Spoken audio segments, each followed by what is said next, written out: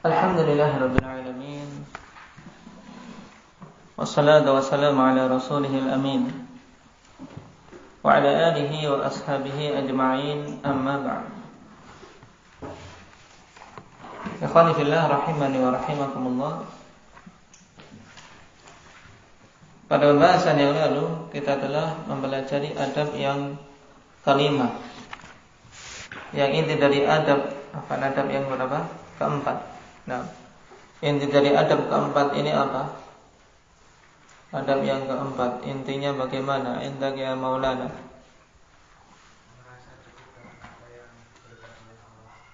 Nah, merasa cukup dengan apa yang diberikan oleh Allah dari sisi apa?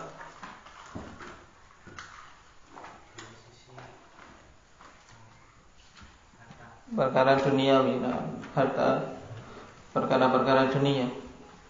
Tapi kalau dalam ilmu al-fanifillah ini kita dituntut untuk apa? Untuk terus-menerus meminta tambahan. Nah, kalau ilmu kita diminta untuk terus-menerus meminta tambahan. Kalau Rasulullah SAW diperintahkan wa qur rabbi zidni ilma. Apalagi kita. Jadi adab yang keempat kemarin berhubungan dengan apa? Qanaah, agar kita merasa cukup dengan apa-apa yang Allah berikan dari perkara dunia, walaupun itu sedikit di mata kita.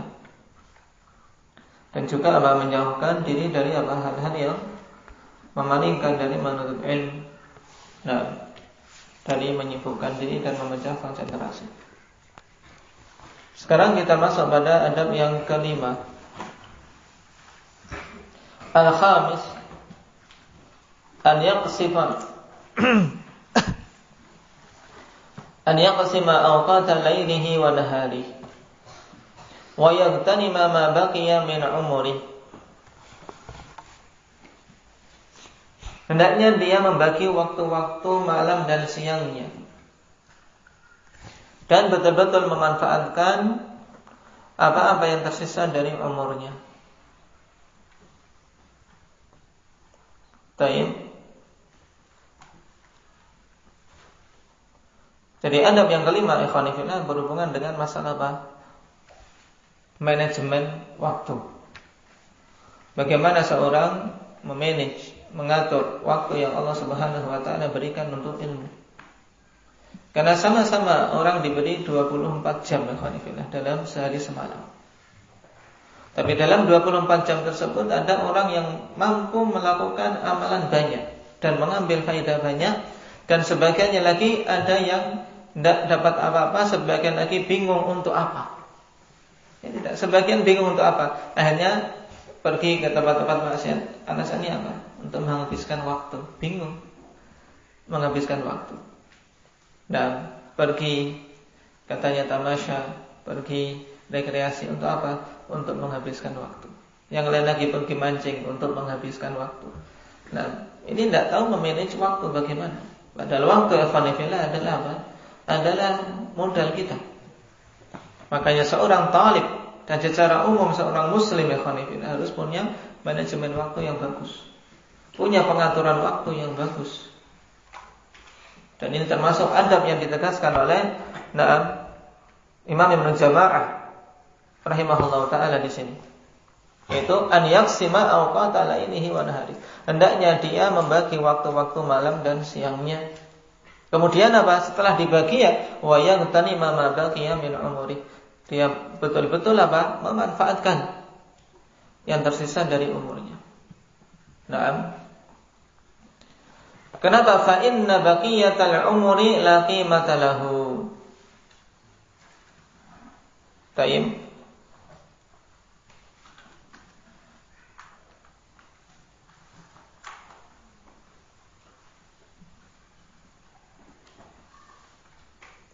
Dan makna la qimata lahu di sini maksudnya ikhwanifillah bukan kemudian apa? Berarti sebab sungguhnya umur yang tersisa itu tidak ada nilainya, bahkan sebaliknya maksudnya. La qimata lahu ay la yuqaddar bi thaman. Ini maknanya. Baik. La yuqaddar bi thaman. Yaitu tidak bisa apa? Karena umur yang tersisa yang kita miliki ikhwanifillah itu tidak bisa apa? Tidak bisa dinilai dengan harga. Nah, bahkan seandainya orang mau membelinya dengan harta dan harga yang sangat tinggi, tidak akan boleh kita memberikannya. Tidak akan bisa dijual. Nah, makanya Syekh Hafizahullah Ta'ala mengatakan, "Ai fi nafasatihi wa mahma kana la ya'udu ma dhahaba min al-umur wa la yuba'u bi ghal athman." Yaitu karena umur yang tersisa kita miliki, khanifillah, itu sangat berharga. Nah, bagaimanapun usaha seseorang, nah, umur yang telah lewat tidak akan bisa kembali. Maka berarti yang tersisa ini itu sangat sangat bernilai tinggi, sangat berharga. Tidak bisa dijual dengan harga yang paling tinggi sekalipun tidak akan bisa kita untuk membeli umur-umur manusia. Maka seandainya waktu yang ada pada manusia bisa dijual, ya khanifillah, ya kita kulaan. Terutama dari mereka-mereka yang bingung dari menghabiskan waktunya. Kita bingung memanage waktu, bagaimana waktu ini betul-betul kita gunakan. Terkadang tidak terasa baru melakukan suatu amalan, tiba-tiba sudah habis waktunya. Nah, karena waktu itu cepat bagi orang-orang yang betul-betul memanfaatkannya, khanifillah, waktu cepat. Nah, maka kita butuh memilih waktu yang paling bagusnya untuk menghafal misalnya dan seterusnya. Nah, disinilah dibimbingkan oleh Imam Ibnu Jama'ah, sehingga kita punya gambaran dalam membagi waktu itu. Qala wa ajwadul awqati lil hifdzi al-ashar. Dan waktu yang paling bagus untuk menghafal adalah waktu sahur. Waktu akhir malam, khanifillah, sebelum subuh. Waktu sahur.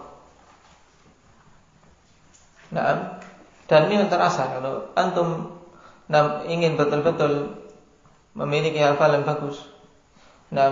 Cepat, khanifillah. Ambil ini. Kenapa? Karena waktu sahur sebelum subuh ini akan lebih cepat daripada antum menghafal setelah subuh. Setelah subuh, sebelum sahur, biasanya setelah seorang qiyamul lail.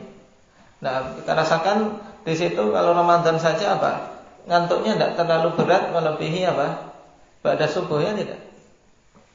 Waktu itu mungkin 15 menit kita ngapal di waktu itu, ikhwanifillah, bisa melebihi waktu 30 menit yang kita gunakan di luar waktu itu.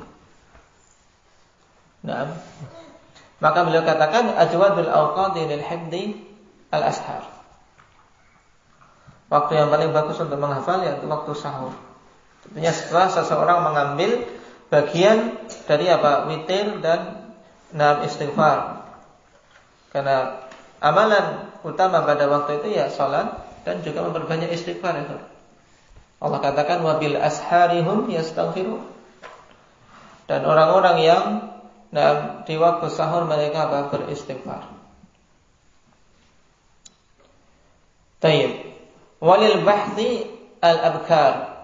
Dan waktu untuk membahas, kita membahas masalah, kita mempelajari, yaitu waktu pagi. Kenapa? Pikiran jernih.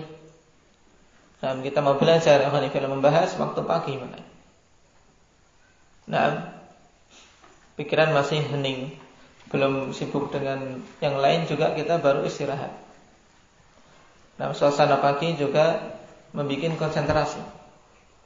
Makanya pagi bukan untuk tidur bagi yang tidak sakit, pagi gunakan untuk betul-betul kita berusaha memahami. Bahkan kalau memang tadi di waktu sahur belum mengambil bagian untuk menghafal, gunakan waktu-waktu setelahnya, ba'da subuh. Maka lawan, kalau ba'da subuh memang timbul kantuk, lawan, jangan menyerah. Karena paling beberapa menit kita melakukan perlawanan, setelah itu biasanya hilang kantuk. Tapi kalau kita menyerah, kantuk akan terus menyergap. Kecuali kondisi-kondisi seorang sakit. Maka ini perkara yang lain, mereka punya uzur. Walil kitabati wasatun nahar. Dan waktu untuk menulis itu pertengahan siang. Kenapa? Karena siang hari sudah panas pikirannya, ya tidak, sudah capek. Maka menulis, mencatat, merapikan catatan itu bagus di waktu siang ya. Nah, merapikan catatan karena tidak butuh konsentrasi banyak. Dalam artian berbeda dengan menghafal. Karena menghafal ini melebihi yang lainnya, ikhwan fillah. Harus memilih waktu yang kita memang paling paling kondisi fit, juga paling kondisi konsentrasi bagus. Walil mutala'ati wal mudzakarati al-lail, dan untuk membaca mutala'ah, membaca-baca kitab, dan mudzakarah untuk mengulang-ulang itu waktu malam. Jadi yang sudah dihafal, nah di paginya diulang-ulang, kemudian yang sudah dipelajari pada hari itu dibaca lagi, itu di waktu malam. Nah, di waktu malam. Baik. Ini secara umum pembagian waktu untuk kita bisa menghasilkan hasil yang bagus. Dan secara umum dari sisi ini kembali kepada kondisi seseorang itu sendiri. Kondisi seseorang itu sendiri. Dan sesuai dengan kesibukan masing-masing. Waktu sore termasuk juga waktu yang sebenarnya mudah untuk menghafal. Kalau saya sendiri dulu, waktu sore biasa, dan juga untuk menambah. Nah, karena sore juga waktunya dingin. Makanya man sholal bardain dakhalal jannah. Siapa saja yang salat dua waktu salat yang di waktu dingin, bardain, yaitu salat subuh dan salat asar. Nah, setelah asar terasa. Nah, beda dengan setelah zuhur. Dari sisi konsentrasi, maka waktu asar setelah itu belajar, gunakan untuk menghafal, menambah yang untuk disetorkan di malam harinya dan seterusnya. Wa qala al-khatib ajwadu awqatil hifdhi al-ashar thumma masatun nahari thumma al-ghada. Khatib mengatakan waktu yang paling bagus untuk menghafal adalah waktu sahur. Kemudian pertengahan siang, kemudian al-ghada, waktu pagi. Nah, ini menurut Al-Khatib Al-Baghdadi rahimahullah. Tapi untuk waktu sahur ini jelas, tidak ada perbedaan di kalangan para ulama tentang bagusnya. Maka yang ingin betul-betul menguatkan hafalan Al-Quran, persiapkan semenjak waktu sahur. Nah, adzan pertama mengambil bagian untuk salat, kemudian gunakan setengah jam sebelum subuh, atau paling minimalnya 1/4 jam sebelum subuh duduk. Hafal, yakin akan terasa. Akan terasa. Tapi yang konsentrasi, tidak ngantuk, tidak kemudian cuma duduk ngantuk setengah hidup setengah mati, ya ini tidak akan masuk. Baik. Sehingga ada bertentangan seorang mempelajari agama Allah dengan menghafal Al-Quran. Jangan jadikan alasan belajar itu penghalang dari menghafal. Kalau kita bisa memanage waktu, mampu kita. Karena sebagian berusaha, sebagian saya ingin konsentrasi menghafal Al-Quran, enggak mengambil pelajaran. Kalau dulu Syekhuna Yahya tidak menerima yang seperti ini. Dalam artian tidak ada seorang ini belajar. Karena biasanya namanya seorang tidak akan mungkin seharian penuh ngapal terus, jenuh. Akan jenuh. Butuh dia mengikuti pelajaran. Karena kita butuh menghafal, butuh memahami. Dan hal-hal yang hal-hal yang kita butuhkan banyak, apalagi yang sudah balik, belum mengetahui hukum-hukum yang wajib-wajib dari perkara fiqhiyah, kemudian membenarkan akidahnya tidak. Dan secara fakta mereka yang ingin saya sudah pokoknya konsentrasi ngapal dulu. konsentrasi ngapal dulu sampai selesai. Nah, kita tidak tahu apa yang akan terjadi esoknya, tidak. Apa yang akan terjadi esok? Apalagi kalau seorang nanti antum diberi rezeki bisa duduk di majelis ulama. Nah, sudah sampai di majelis ulama, nah, pokoknya saya mau ngapal dulu aja, menyelesaikan Al-Quran, menyelesaikan hafalan hadis. Sayang. Dalam artian apa? Ada dulu memang seperti ini. Dia konsentrasi, akhirnya apa? Ternyata, nah, belum mengambil pelajaran, belum konsentrasi untuk mengambil pelajaran-pelajaran khusus, ternyata harus pulang. Ya, cuma dapat hafalan. Nah, dapat hafalan. Dan hafalan kalau kita bisa memanage waktu sendiri, itu tidak perlu duduk jauh-jauh mengejar ke majelis ulama, ya tidak. Makanya Syekh Yahya Bidullah Ta'ala menasihatkan bagi yang belum diberi rezeki bisa duduk di sisi para ulama, nah, dan punya cita-cita ke sana, di antara yang hendaknya dipersiapkan dengan bagus ya hafalan. Nah, hafalan. Ya tidak. Nah, sehingga apa nanti memudahkan waktu-waktu berikutnya, tinggal memahami, tinggal membahas, kan cukup. Nah, jadi hafalan sangat penting. Nah, tapi jangan meremehkan pemahaman.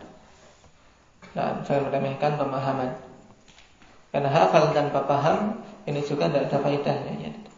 Urut-urutan ilmu, paham dan menghafal. Sebagaimana dalam urut-urutan yang disebutkan Abdullah bin Mubarak.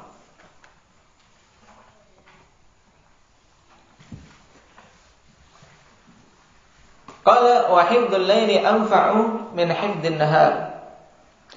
Wa waqtul ju'i anfaqu min waqti syab'i. Ini perhatikan. Ya. Jadi jangan jadikan alasan lapar untuk tidak menghafal. Bahkan perkataan khatib ini perlu diingat-ingat. Menghafal di waktu malam itu lebih bermanfaat daripada menghafal di waktu siang. Ingin buktinya? Nah, praktekkan. Nah, praktekkan. Dan pada waktu lapar itu lebih bermanfaat daripada waktu kenyang. Nah, kenyang khalifillah napasnya tersengal-sengal. Nah, mau membaca sekali dua kali sudah capek. Ini mujarab. Alasannya pesan malam, makanan malam. Nah, nanti mau menghafal, selesai makan datang ngantuk tidur. Nah, baik. Cuman yang dimaksud ju' di sini yaitu lapar yang tidak dalam artian tidak berlebihan dari lapar biasa, sekedar lapar. Tapi bukan lapar yang sampai sangat. Karena kalau yang lapar kondisi sampai sangat, yaitu mungkin dari pagi sampai malam belum makan, nah ini tidak akan bisa ya, makan. Cuman kalau lapar dalam keadaan kita sebelum maghrib sudah makan. Sebelum maghrib sudah makan, jam 9 memang terasa lapar dikit, ya kan? Nah itu tahan saja, anfa untuk menghafal daripada antum bikin mie atau pesan nasi goreng setelah itu tidur. Nah,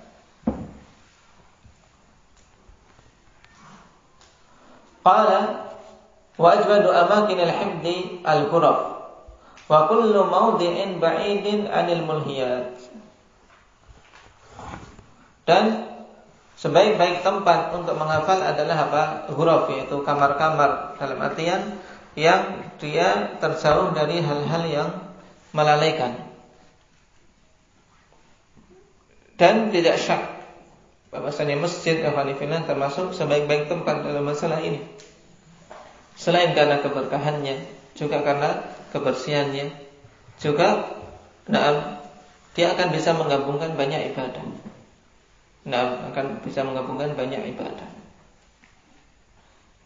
Wa kullu mawdi'in ba'idin 'anil mulhiyat, dan semua tempat-tempat yang jauh dari hal-hal yang melalaikan. Maksudnya apa? Melalaikan pandangan kita, Fanifillah. Makanya ingin menghafal ya dari tempat yang pandangan kita itu tidak akan bisa kemana-mana. Dalam artian terganggu dengan hal-hal yang menghilangkan konsentrasi kita. Taib menghafal di pinggir sungai misalnya. Ini nyaman, tenang. Ada kecukup suara air toleh. Ada sesuatu jatuh, toleh. Itu jadi ngapal. Belum lagi kalau ada ular. Ya. Taib. Jadi cari tempat yang pas. Ya. Cari masjid. Masjid sudah cari. Makanya Alhamdulillah. Posisi duduk itu sangat berpengaruh juga. Ngapal sambil sandaran gini nyantai. Itu beda dengan ngapal posisi serius, duduk. Mushafnya letakkan di meja masing-masing menghadap kiblat, ini akan terasa beda.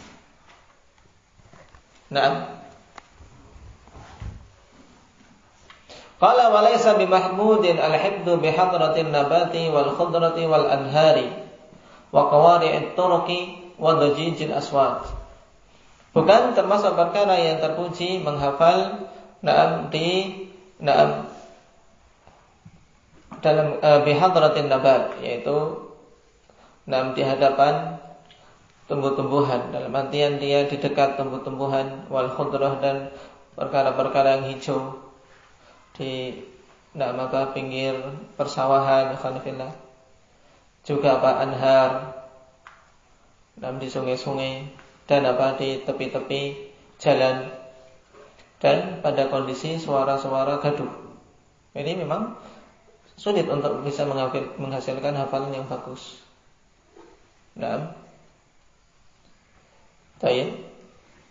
Hijau khanifillah ini akan melalaikan kita dalam memandang. Ini mencapai, karena kita akan sibuk dengan menikmati hijaunya yang kita pandang. Karena mata ini tentunya lebih suka memandang hal-hal yang seperti itu, sejuk di mata. Apalagi di tengah-tengah hijau ada yang kuning-kuning, ada yang jambon lewat. Ini bahaya. Ini lebih melalaikan lagi. Jadinya syaitan tidak jadi menghafal. Qala li'annaha tamna'u min khuluwil qalbi ghaliban. Dikarenakan yang demikian itu menghalangi dari kosongnya hati pada umumnya. Karena menghafal itu kita harus mengosongkan hati dari pikiran-pikiran lain. Maka yakin. Dan ini mujarrab, kalau antum memang berusaha untuk menghafal akan mendapati mesti kondisi seperti ini. Dalam kondisi hati sedang banyak yang dipikir. Ini ngapalnya pun beda, ya tidak. Karena memang ngapal itu butuh kondisi hatinya itu kosong dari hal-hal yang lain. Makanya sudah, kalau seandainya kita bisa mengatur kayak komputer itu, kita pas mau ngapal sudah yang lainnya ditutup. Yang lainnya ditutup cuman khusus untuk kerja ini tok. Kalau kayak Windows itu mungkin satu ini tok. Kadang kita kan kerja buka banyak jendela, ya kan? Ini itu banyak. Ya kerjanya juga lambat. Kalau cuma satu tok, yang lainnya ditutup. Ini akan kokoh. Pada hati kita. Barakallahu fiikum. Intinya waktu butuh kita manage, butuh kita atur.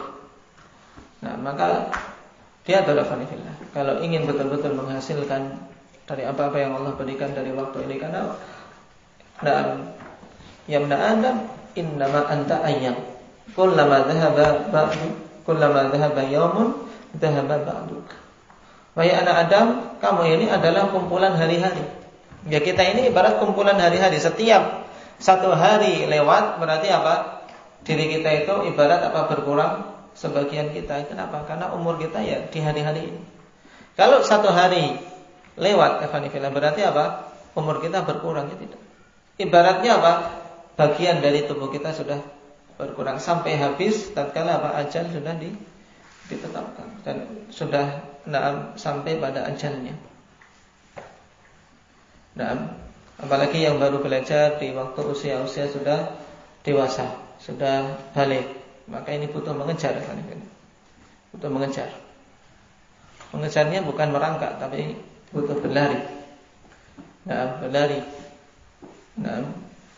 Manfaatkan waktu yang ada, usaha penuh.